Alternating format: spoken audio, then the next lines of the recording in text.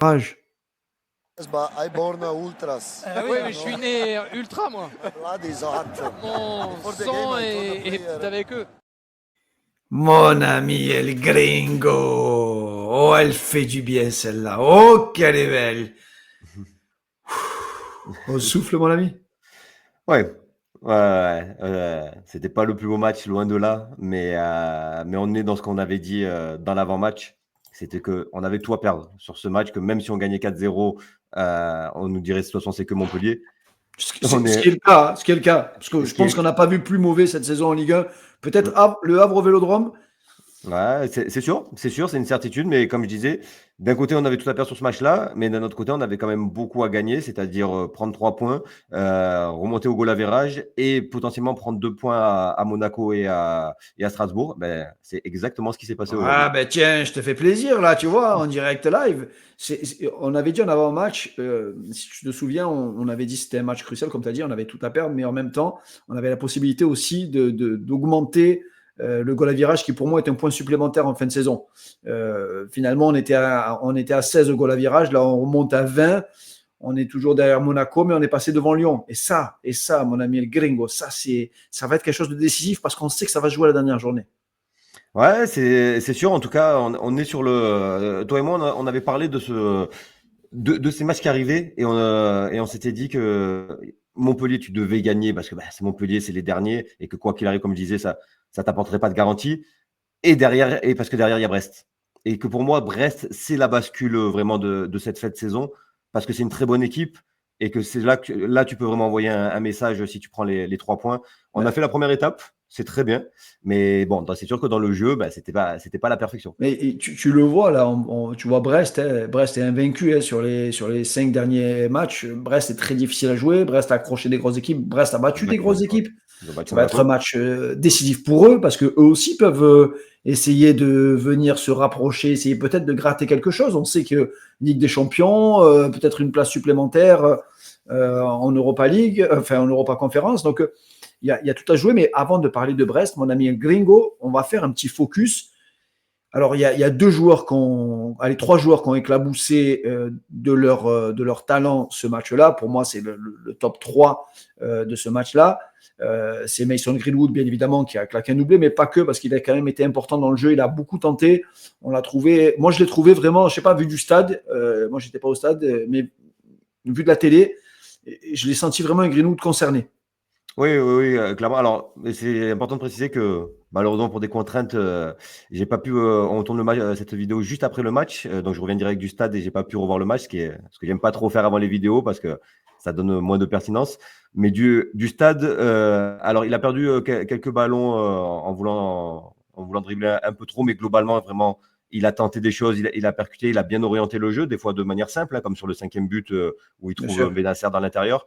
Donc, je l'ai trouvé bon. Je l'ai trouvé bon et surtout, il a retrouvé cette finition chirurgicale sur le deuxième but. Sur le deuxième but, vraiment, c'est l'enchaînement prise de balle et finition avec sang-froid. C'est ce qu'il faisait très, très bien en début de saison. Mais on va lancer la vidéo. Gringo, c'est moi qui ai préparé cette fois-ci. D'habitude, c'est toujours Naïm qui se colle à la tâche. Et là, c'est moi, puisque tu étais au stade. Et moi, il y a des choses qui m'ont sauté aux yeux. Je suis content de voir aussi que sur les datas qui sont ressorties, ces 2 joueurs aussi ont sauté aux yeux. Mais on veut vraiment faire un focus parce qu'en avant-match, il avait parlé de mimétisme sur les couloirs.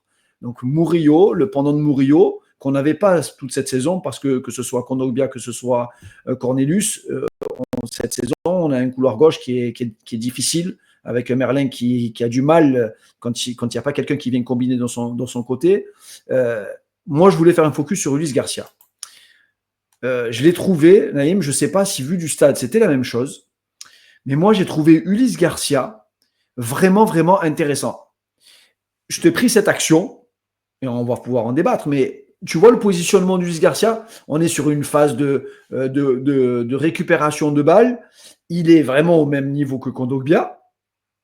Tu vois? Et là, je le fixe, je regarde, je dis, mais putain, il a tapé une accélération. Donc, on est à la 6e minute de jeu. Mais ça te montre, on récupère le ballon. Il voit qu'il n'y a pas Rabiot sur son couloir. Il a une prise d'information avec Merlin. Et là, grosse accélération, il pousse, il dédouble avec Merlin pour lui apporter ce qui manque très souvent à Merlin. Il cherche le 1, 2, 3. Et ce qui est intéressant, c'est qu'il a un peu de réussite. Il rentre dans la surface de réparation et il est crocheté. Mais Naïm, comment tu peux réussir à défendre sur quelqu'un qui est à la base centrale gauche et qui finit ailier gauche dans la surface?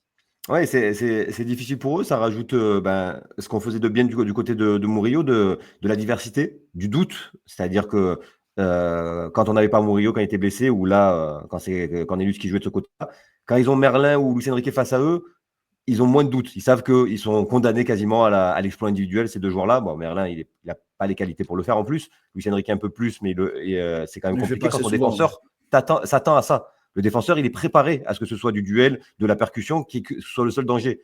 Là, il doit à la fois l'empêcher de rentrer, de dribbler, de rentrer intérieur, et aussi de fermer la passe sur l'extérieur. Donc oui, ça apporte vraiment beaucoup de choses. En fait, tu as clairement dit, c'est le pendant de Murillo nous, on a passé toute la première partie de saison à le défendre Murillo pendant qu'il se faisait charcler, et on a vu en fait que c'est un joueur primordial quand il a été absent. C'est souvent quand les joueurs sont absents qu'on se rend compte de leur importance. Bien sûr. Et surtout que c'est pas des joueurs clinquants. Non, c'est sûr. Mais Garcia, au final, on se rend compte que on connaît Garcia, hein, il est là quand même depuis maintenant 1 an et demi à l'OM.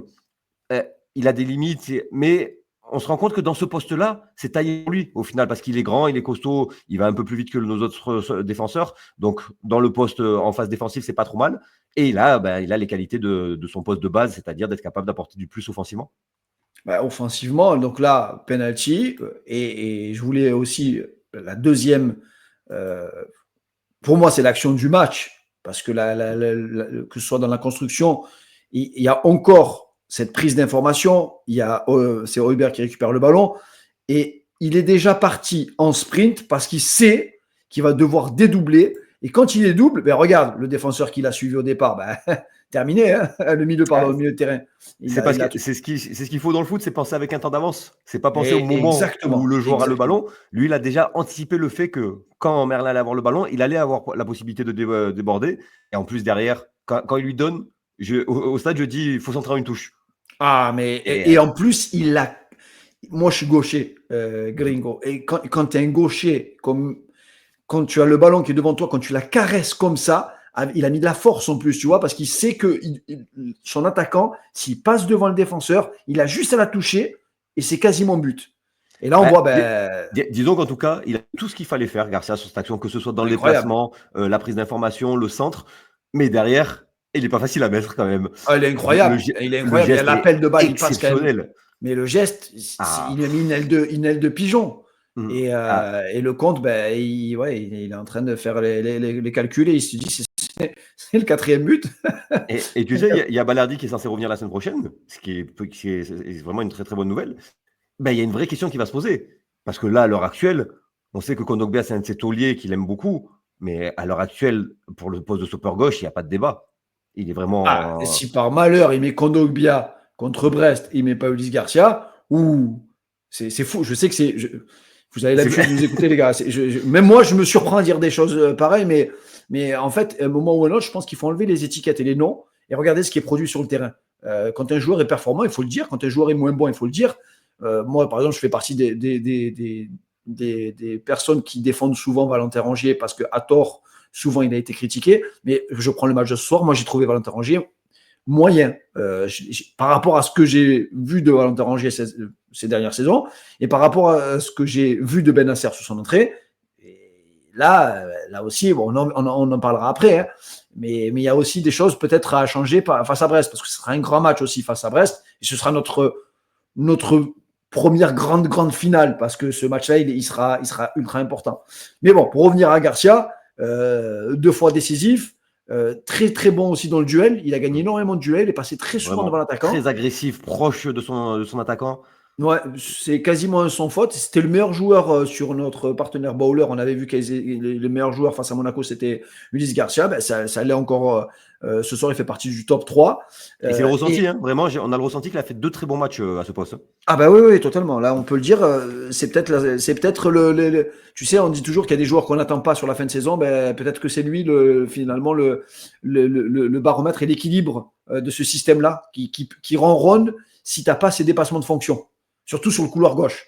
Et c'est ce qu'on a bien vu sur la deuxième partie de la première mi-temps. Donc, première partie de première mi-temps est très bonne, je trouve. En tout cas, du stade, c'était très intéressant avec des combinaisons difficiles dans des petits périmètres.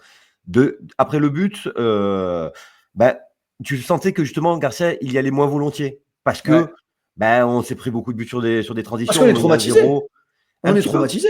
Un peu, je pense, et que sûrement que les joueurs se sont dit à un moment donné, mais pourquoi on va continuer à aller se découvrir alors que c'est à eux de sortir à un moment donné, parce que Montpellier ne sortait toujours pas à 1-0. Et donc, ça rejoint totalement ce que tu dis, c'est que dès qu'on a moins ces mouvements, ces percussions des latéraux, c'est plus compliqué on a eu 20 minutes vraiment de décompression après le un peu plus après, c'est même pas après le premier but, mais un peu plus tard, où en fait, vu de la télé, c'est chaque joueur qui avait un ballon, il ne prenait jamais l'information pour jouer vers l'avant, il ressortait derrière pour se dire, et je voyais souvent Holberg montrer avec ses mains, calmez. Et c'est vrai qu'on a eu 20 minutes où il s'est quasiment rien passé, où on s'est dit, mais qu'est-ce qu'ils ont les joueurs? Pour moi, j'avais cette notion de traumatiser en se disant, on va pas aller à la Gachon, là. On s'est fait avoir tellement de fois. Cette fois-ci, on reste derrière, mais je voyais même que le coach, il est en train de péter un câble parce que, en fait, tu peux pas faire mal à une équipe si derrière, tu mets pas de mouvement. C'est impossible de créer du danger. Lui, il voulait appuyer clairement, mais c'est ce que tu dis, sûrement un peu de traumatisme et le fait de dire à un moment donné, sortez, venez, vous êtes menés, vous êtes 1-0, sortez, et ils seront jamais sortis. Ils seront jamais sortis. Et Naïm, il y a un autre joueur qui, nous, on a appelé l'indispensable Murillo, mais Murillo, encore une fois, quand il a ce rôle-là sur le couloir, Naïm, je pense que cette saison, si tu me demandes le top 3 de cette saison, je classe Murillo, moi, dans le top 3 de l'OM cette saison avec ses quand Luis Enrique et Murillo combinent et que ça fonctionne bien, il est quasiment impossible à prendre Murillo parce qu'il part de tellement loin, il dédouble, il va vite. Et quand Luis Enrique lui met dans le bon tempo, et ça, c'est la qualité de Luis Enrique, elle est là, sa qualité. Alors, autant il est moins bien, on le voit en ce moment, il est quand même moins bien dans ses prises de décision, dans ses derniers gestes. Tu sens qu'un jeune joueur qui est dans le doute, mais dans les redoublements de passes, il est bon sur ça. Il est surprenant dans le jeu court parce que c'est pas ses qualités à la base. Hein. C'est un joueur rapide, puissant, de percussion. Ouais. Et en fait, c'est vrai que là où il excelle, c'est ce jeu court. Ouais, quand il combine avec Greenwood et avec Murillo dans ces petits espaces, on sent que c'est par là que se fait la différence. Et bon, derrière, il a surtout j'ai fait un zoom parce que la chute du défenseur, elle est incroyable. Et il fait un geste exceptionnel. Et surtout, derrière, il y a cette prise d'information. Il a plusieurs choix dans la surface de réparation. Tu as Amine Gouiri qui fait appel contre appel. Tu as Greenwood qui essaye de se dépatouiller. Tu as Rabiot qui arrive lancé. Et finalement, il va chercher Quentin Merlin qui est dans une zone qui est impossible à défendre pour le défenseur.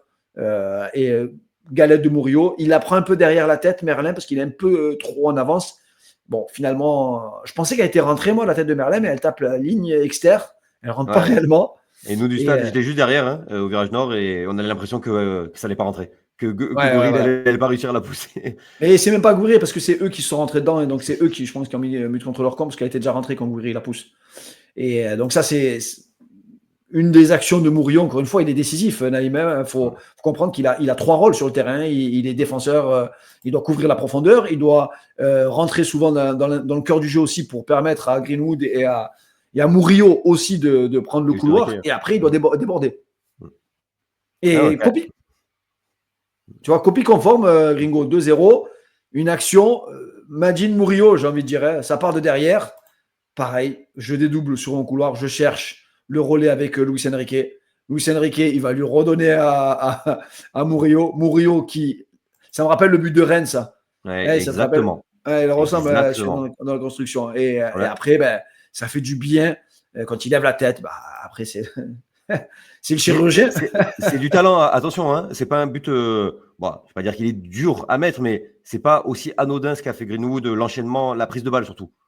La prise de balle, l'enchaînement, c'est. Après, voilà, c'est Mason Greenwood. Donc voilà, le focus, Naïm, moi, vu de la télé, c'était vraiment sur Murillo, Amir Murillo et vraiment Ulysse Garcia qui, pour moi, ont été les éléments décisifs de ce match. Face à ces équipes tellement regroupées, qui mettent tellement de densité, forcément, ça finit sur les côtés. Et même sur les côtés, c'est pas simple parce qu'au début, ils arrivent à fermer à 3 tant qu'ils ont encore un peu de fraîcheur. Et finalement, après, ils éclosent. Tu vois, je te disais, pour moi, ce match, il est clairement moins bon dans le contenu que Lens, par exemple. Et finalement, est-ce qu'il est peut-être pas forcément meilleur qu'Auxerre ou Reims? C'est ce fameux premier but. Faut que je reprenne les comptes exactement, mais je pense qu'on est à 16 ouvertures du score pour 13 victoires et 3 nuls. Et moi, je mets ma main à couper que si on ouvre le score rapidement contre Lens, Auxerre et Reims, ils prennent plus ou moins le même score à la fin. Donc voilà, ça sera jusqu'à la fin de la saison, ça sera notre difficulté. Ouais, ce sera difficile. Et ouvrir le score. Ouvrir le score, et tu sens le coach, tu vois, en conférence de presse, je vais vous le mettre à l'écran. Il a dit, c'est Ryan de Football Club Marseille qui l'a transmis. Il dit, d'un ton ironique, je voudrais féliciter l'équipe d'avoir les infos en avance sur les autres. Bon, je pense que ça doit il bout à l'intérieur. Hein. L'objectif, c'est de se retrouver, mais on doit travailler sur l'esprit et l'union. On a décidé avec Benassia et Longoria que préparer le match contre Brest passerait par une mise ouverte. Tu vois, Naïm, on en a parlé. Je pense que le coach, il ressent les mêmes choses que ce que nous, on ressent aussi. C'est qu'on sait que ce match-là, au Vélodrome, il ne te reste plus que 4 matchs, Naïm. Il ne reste plus que 4 matchs. La saison, elle est quasiment terminée. Il reste 12 points à prendre. Ah, c'est clair, c'est vraiment le match tournant parce que, comme je te disais, c'est une très bonne équipe. Attention, hein. Franchement, en ce moment, ils sont pas moins bons que Lille, Brest. Et c'est vraiment ce match-là où tu peux marquer de ton empreinte la course à l'Europe à la fin de saison. Maintenant, voilà, faut rappeler quelque chose quand même, hein, c'est que on a été sur le podium toute l'année. Bien sûr. Depuis le début de la saison, donc il y a beaucoup de critiques et on n'a pas eu de résultats sur les derniers matchs, mais cette place, on y est depuis le début, ça veut dire que les autres font moins bien que nous, et il a dit on mérite d'être second, et je suis d'accord avec lui, mais maintenant, voilà, le mérite c'est bien, mais à la fin c'est les points qui comptent, et donc il faut aller chercher les points sur ces matchs qui restent. Ouais, surtout que le calendrier de la semaine prochaine, on aura le temps. En plus, on va probablement inviter notre ami de Brest on d'hier pour discuter un peu de Brest. Mais Naïm, déjà la semaine prochaine, il y a du danger dans l'air. Il y a du danger dans l'air parce que je vais te mettre le calendrier. Déjà, ici. nous, au moment où on tourne cette vidéo, Lyon et Lille n'ont pas joué. Donc, donc il y a Lille-Auxerre. Et Saint-Etienne nous donne un petit coup de pouce. Et attends, je vais vous le mettre à l'écran. Et c'est vrai que ce calendrier-là, Naïm, il y a un Lille-Auxerre, il y a Brest-Lens, il y a Nice-Angers, il y a Saint-Etienne-Lyon, surtout. Saint-Etienne-Lyon aussi, le derby après le choc face à Manchester. Ça va laisser des plumes. Et sachant que la journée d'après, c'est Paris contre Nice, ils abandonnent définitivement la course à l'Europe. Ouais. Lyon-Rennes, pas facile. C'est là qu'Habib Bey, même à un moment donné, il faut que son passé olympien il ressorte. Ouais, Lyon-Rennes, Le Havre-Monaco, c'est peut-être Monaco qui a Angers-Lille. C'est nous qui avons le match le plus dur de cette journée. Ouais, on est d'accord. Nice qui commence à être un peu loin au classement. Donc, c'est nous qui avons clairement le match le plus compliqué. Et c'est pour ça que je te dis que cette journée, elle est importante. Parce que si dans cette journée où tu as le match le plus dur, tu prends des points sur des concurrents, parce qu'ils ne vont pas tous gagner, on s'est rendu compte d'une chose cette année, c'est que jamais tous les gros devant gagnent. Donc, il y a forcément une équipe ou deux qui va laisser des points. Si nous, on ne perd pas de points sur cette journée de Brest, on arrivera pour ce très gros choc contre Lille dans de très bonnes dispositions. Sachant qu'après, par contre, il y a Strasbourg-Paris, il y a Saint-Etienne-Monaco, il y a Lyon-Lens aussi, mais voilà, le 4 mai, j'espère qu'on arrivera parce que si on a la chance, Naïm, d'arriver vraiment en position, je vais remettre le classement, Naïm, si on arrive vraiment à avoir au moins 3 ou 4 points d'avance sur Lyon, là on a 4 points d'avance sur Lyon, ils n'ont pas encore joué face à Saint-Etienne. Je pense qu'il faut vraiment regarder la 4e place parce qu'elle est quand même très tendue. Et d'ici le match face à Lille, et peut-être que ce classement que l'on voit maintenant, il n'existera plus. Ouais, c'est dans le Money Time. Mais là, tu vois, Strasbourg fait une très bonne saison. Malgré tout, c'était un match difficile à Monaco. Mais ces 2 points qu'ils perdent à Monaco, tu vois qu'ils coûtent très, très cher au classement. Donc voilà, chaque journée a sa vérité. Vraiment, c'est tellement serré. Donc, on a fait la première étape de ce fameux projet dont on parlait tous les deux. C'est-à-dire battre Montpellier, espérer un nul entre Strasbourg et Monaco, et derrière la dernière étape de ce projet-là, c'est marquer les esprits avec un gros match contre Brest et une victoire, Et si on arrive à faire ça, je pense qu'on va finir fort la fin de saison parce que Balerdi revient, Benasser est en train de revenir en bonne forme. Greenwood retrouve la confiance. Voilà, je pense qu'on a de quoi finir fort cette saison. Ouais, c'est vrai, il faut prendre les bons côtés des choses, même si c'est pas un match parfait, même si c'est pas ce qu'on attendait du match. On aurait aimé voir encore plus de choses, mais on va pas faire la fine bouche. On a gagné quand même 5-1 contre Montpellier. Et quand il reste que 4 matchs, la notion de jeu et de beauté du football, etc., mais malheureusement, c'est plus à l'ordre du jour. Il faut gagner et il faut gagner nos matchs au Vélodrome. Si on gagne nos 2 derniers matchs au Vélodrome, déjà face à Rennes et face à Brest, ce sera déjà une belle victoire, mon ami El Gringo. On se retrouve, les amis, pour l'avant-match face à Brest, probablement vendredi prochain. Merci à tous. Continuez à nous suivre, à partager, à liker. On lit tous vos commentaires. Il y a un commentaire qui était incroyable. On l'a même tweeté, le commentaire qui dit j'arrête de suivre les autres médias parce que ils sont pas assez dans l'analyse. Écoutez, c'est ce qu'on a décidé nous avec El Gringo, avec la Minute OM, de se dire nous on veut parler du jeu et rien que le jeu. Et quand c'est pas bon, on le dira. Il y a pas de souci. C'est vrai que je suis quelqu'un de positif, j'aime voir le verre à moitié plein, mais quand le verre est vide, on dit qu'il est vide. Bien sûr. Honnêtement, il y a eu beaucoup de bonnes choses, même dans la série de défaites. Et surtout, à l'heure actuelle, à la fin de cette journée, l'OM sera deuxième, ce qui veut dire que jusqu'à la fin de la saison, on a notre destin entre nos mains à l'heure actuelle. Ce qui veut dire, et pour conclure, comme disait notre ami Rick Guéretz, on va se regarder le match tranquillement sur le canapé avec le cigare. Hein, exactement. Et on va espérer que le chaudron stéphanois puisse venir à bout de l'ogre lyonnais. On est derrière les Verts, les gars, on pense à vous. Parce que pour moi, c'est Lyon qui sera notre peut-être rival jusqu'à la fin de la saison. Ils ont l'habitude de finir fort. À nous de nous accrocher, les amis. Et encore bravo à tous qui étaient au stade, qui ont rempli le stade. Il était magnifique, le Vélodrome. Ça a chanté, j'ai vu Gallet se lever. Positive au possible, incroyable. Vraiment, toute l'année. J'étais dur avec les supporters l'an dernier parce que je pense qu'il y avait une grosse part de responsabilité dans ce qui s'est passé. Mais alors, cette année, vraiment, le stade, je peux vous assurer que ce que vous voyez, la négativité sur les réseaux sociaux, c'est pas la réalité du stade. Non, le stade, il est derrière l'Olympique de Marseille et les supporters sont derrière et on a besoin de tout le monde pour cette fin de saison qui s'annonce palpitante. Naïm, on sait qu'on va subir jusqu'à la dernière journée. On le sait tous les deux. Et on retiendra. Mais on va aller la chercher. Je pense qu'on va aller la chercher. On y sera face à Rennes. On y sera. Bonne soirée à tous et on se retrouve très très bientôt. Et surtout, allez, l'Olympique, magnifique, les amis. John, stop talking. Vincent, Jean-Pierre. Allez-y les toutous. Allez bouffer l'américain.